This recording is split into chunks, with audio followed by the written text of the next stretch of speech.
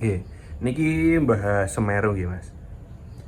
Kan di Semeru itu kemarin lihat berita ada ini kan sudah zona merah. Semua wajib dievakuasi di radius tertentu. Nah, ini ada petugas dari pemerintah dan relawan untuk mengevakuasi warga.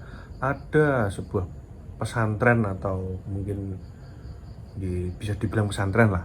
Itu dievakuasi itu tidak mau gurunya atau pengelolanya. Pengelolanya itu kekeh tidak mau. Di situ ada santri 10 dan pihak pemerintah atau relawan ini sudah bilang bahwa menanyakan bahwa ini yang tanggung jawab siapa nanti kalau misalkan ada apa-apa. Nah, itu si pengelola itu bilang nanti saya yang tanggung jawab dengan nada yang menantang non sewu. Nah, itu itu kan berbahaya. Nah, itu kira-kira tanggapannya Mas Mansur ini gimana? Kan sedang ada bencana, kita sudah diingatkan, kita diberi warning, kita disuruh waspada dan diselamatkan, tapi tidak mau. Nah, itu kira-kira menurut Mas Mansur gimana? Gini ya kan, kalau menurut saya pribadi, yaitu kurasa ada rasa utawa rasa kamurkaan dirinya sendiri. Ya.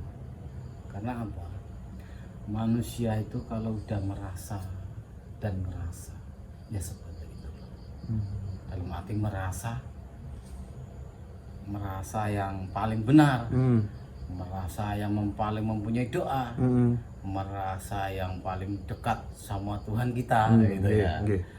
Itu kan nanti akan terjadi malapetaka sendiri. Karena semua kesombongan ini bisa akan menerkam diri kita sendiri.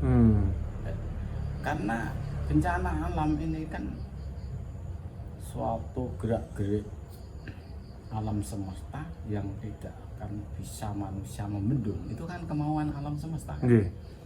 Nah, kita pun udah berwujudan manusia wujud lumpai menungso biasa, ya kan? Dan benar-benar bahwa di situ ada malapetaka.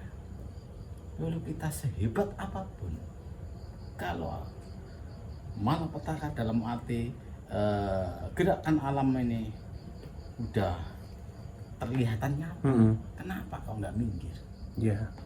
Berarti kan salah sendiri. Karena sekarang ku rasa tidak ada orang yang hebat, tidak ada orang yang ampuh. Orang yang paling ampuh itu orang yang paling ampuh, orang yang sakti itu ada orang yang bisa menyelaraskan, dalam arti bisa mengalahkan angka murkanya sendiri. Di sini dalam arti bisa melawan hawa nafsunya sendiri. Disitulah kan orang yang paling selamat. Dirasa gitu. Kalau bisa pribadi, logika aja gini. Misalnya jenengan ini naik motor ya, mau keluar motor. Di situ ada jurang. Kamu udah diingatkan temannya, Mas, di situ ada jurang. Masa karena jenengan itu udah merasa bisa terbang, bisa ampuh, dalam arti iyalah berhenti. Kalau sampai terus tetap kan kemasuk jurang deh. Kalau saya itu ya pakai ini aja lah, perangkat pikiran kita ini yang logika dan menganalisa kerjenian pikir ini juga dipadukan dengan ini. Bolak-balik yang kejadian kebanyakan zaman sekarang kan seperti itu. Karena dia itu udah percaya terlalu over. Percaya yang gimana boleh lah, kalau percaya dan yakin ketuhanan kita atau sama Allah Subhanahu wa taala, ya tak akui gini. Tapi di wilayah ini katakanlah ini udah ada musibah yang datang, ada malapetaka yang besar, sampai diajak gak mau. Resiko dirinya sendiri itu nyata kan.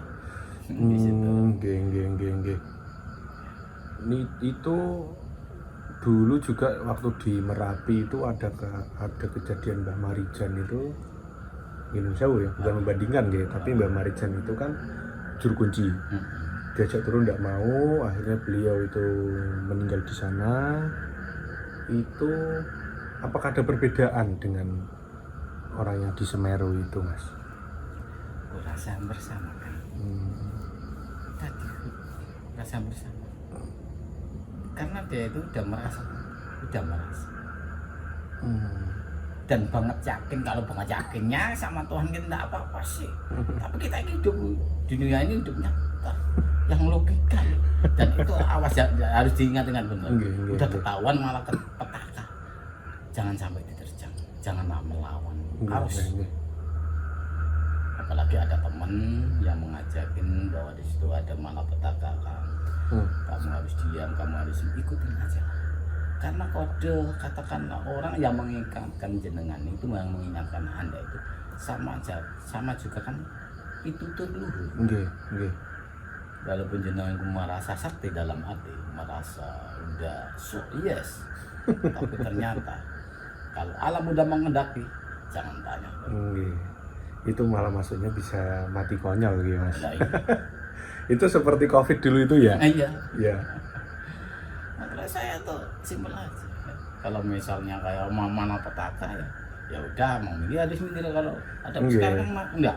Saya pernah ya nonton banyak di media itu. Ada malah petaka besar, bahkan ombak itu malah di video didekati malah di video gitu. Bahaya kamu. Kita tuh harus membela diri, dan membela diri itu ya kita harus memang kemampuan kita harus lari dan sampai berdoa untuk menyelamatkan diri kita sendiri. Tapi sekarang enggak, karena keasikan itu kejebak dengan setan gepeng tadi HP ya kan. Kejebak itu dia enggak tahu. Padahal itu akan membawa malapetaka dia. Bahkan gunung ambrol pun langsung begini. Ya, banyak kejadian yang sampai bilang kan, ya itu harus sadar di situ. Itu berarti kan manusia ini dia ini tidak bisa mengendalikan angka murka ya. Jadi sebenarnya, nah itu kalau dibilang bahasa saya itu kan menantang maut gitu. Itu termasuk bunuh diri apa tidak? Ya, kurasa sih sampai mau ya bunuh diri. Iya, karena kita tidak menyayangi, karena mereka tidak menyayangi nyawanya gitu. Nah itu dia tidak menyayangi dirinya sendiri. Apalagi menyayangi alam kan enggak. Padahal kan alam udah mengendaki. Mau nggak mau. Malah sesajen di tendang gitu. Badai. Makanya sampai kalau orang-orang kuno dalam hati orang Jawa selalu mengingatkan kepada saudara-saudara kita semua,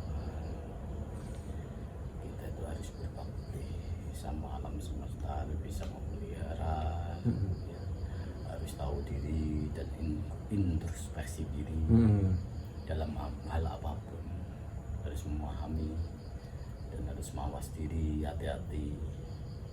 Jangan cuma asal-asalan sekedar mencari sensasi atau gimana lah. Zaman sekarang kan gitu sih Kang. Makanya kita harus hati-hati pada diri kita sendiri.